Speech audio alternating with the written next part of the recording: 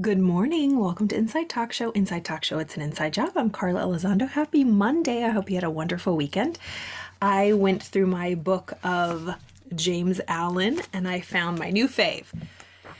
Ooh, this is good. It's From Poverty to Power, or The Realization of Prosperity and Peace. So, The Path to Prosperity. This is chapter 2, entitled The World, a Reflex of Mental States. What you are, so is your world. What you are, so is your world. Everything in the universe is resolved into your own inward experience. It matters little what is without, for what it is, it's all a reflection of your own state of consciousness. Listen up. It matters little what is without, for it is all a reflection of your own state of consciousness.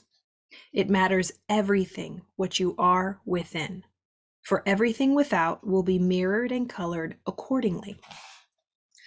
All that you have, all that you positively know, is contained in your own experience.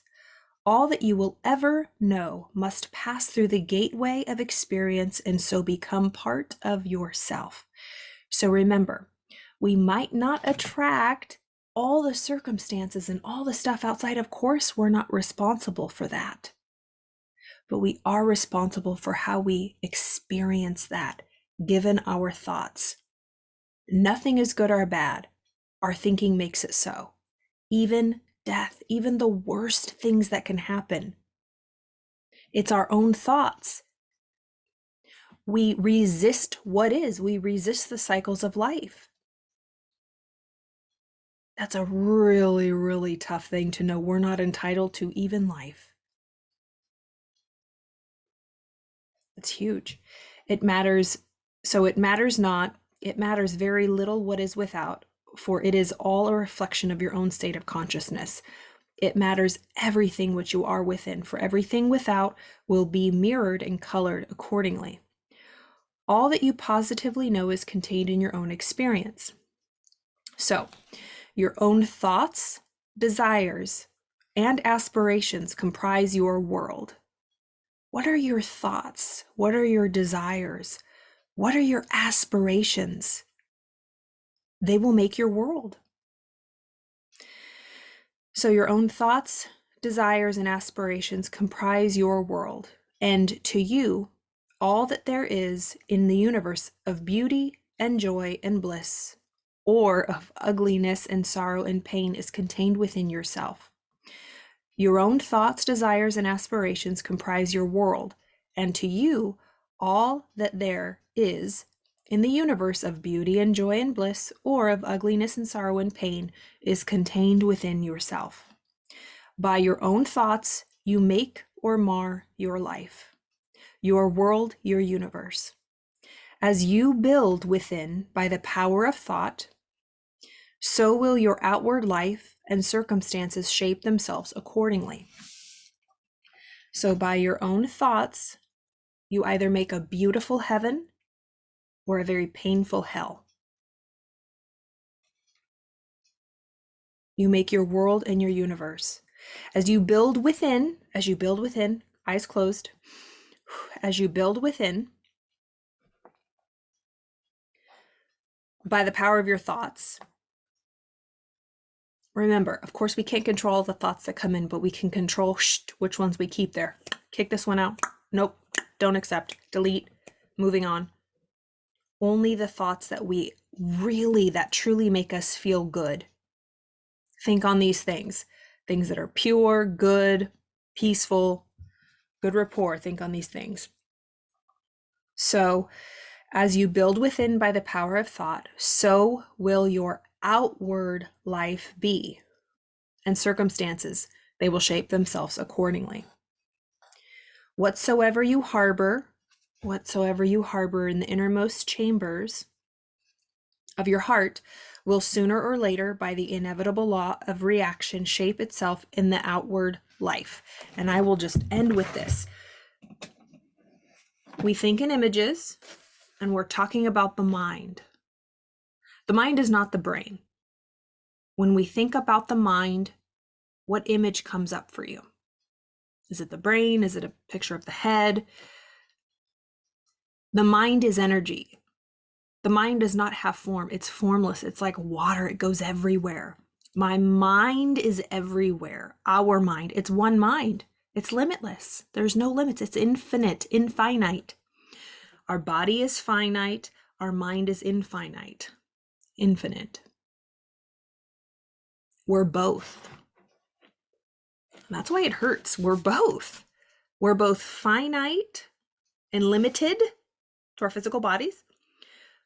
And at the same time, we are infinite, infinite, limitless through our mind. And it's through our mind that controls this body. Are you letting it, work the other way around? Are you letting this finite body control your mind and dictate? I say all that to say, when we think of the mind, this is the image I use. This is the image we use.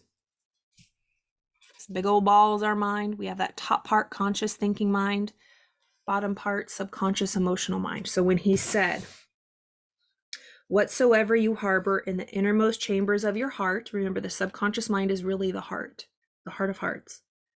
Whatsoever you harbor in the innermost chambers of your heart, sooner or later, by the inevitable law of reaction, shape itself into the outward life. So whatever you harbor in your heart, your subconscious mind, what thoughts you get emotionally involved with, by law will come out and be the results in your outward life. It's not what we think in the conscious mind, this top part of our mind. It's not what you think happens in this world. It's what you feel happens in this world, your world. It's not what you know. It's not what you read. It's not what you say that happens in the world. It's what you believe to be true, what you feel to be true. In your heart of hearts happens in this world. That's why you see people with very high degrees, reading things, soaking things in, going to classes, going to the gym, but nothing seems to change. They're just going through the motions in their conscious thinking mind. People that talk all the time, they're going to do this, they're going to do that, all talk. It just never seems to happen. People who have it in their hearts, you can feel it. You just know it. They know it.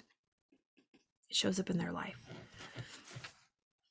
That was so powerful. I love this. So, whatsoever you harbor in the innermost chambers of your heart will sooner or later, by the inevitable law of reaction, shape itself in the outer world. The soul that is impure, sordid, and selfish is gravitating with unerring precision toward misfortune and catastrophe. The soul that is pure, unselfish, and noble is gravitating with equal precision toward happiness and prosperity. You're doing one or the other. When it comes to this, it's very black and white. Either you're growing, stretching, or you're dying and disintegrating. You might think today, I ain't doing all that, Carla. I'm good. I'm a good person. I'm good. I'm not doing any harm. That's not enough, especially in the world that we're in today. It's not enough for you. It's not enough for your family. It's not enough for your community, the world. And that's something that I realized years ago. I'm like, oh man, I gotta work. Like, I just wanted to be successful. And I think people still today, especially we see it on social media, laptop lifestyle in, I was talking to somebody, we were laughing so hard. I'm like, nobody fucking cares that you're in Tulum working on your laptop. How are you helping this world? Not to bash those people, because they might very well be, but just simply on the aesthetic of that lifestyle of traveling on your private jets, chartering, nobody gives a shit. What are you doing to help? Are you truly happy? Don't let the outside world, that aesthetic, living what is it? Jet style life, whatever. Posing, posting. When you feel something's off, it's a pose, it's a front. Trust yourself. Trust yourself. Do the work. You got this. Let's make this world a better place. Also, last thought. It can feel very overwhelming. Very like, Carla, we're fucked. Like, there's no helping this world.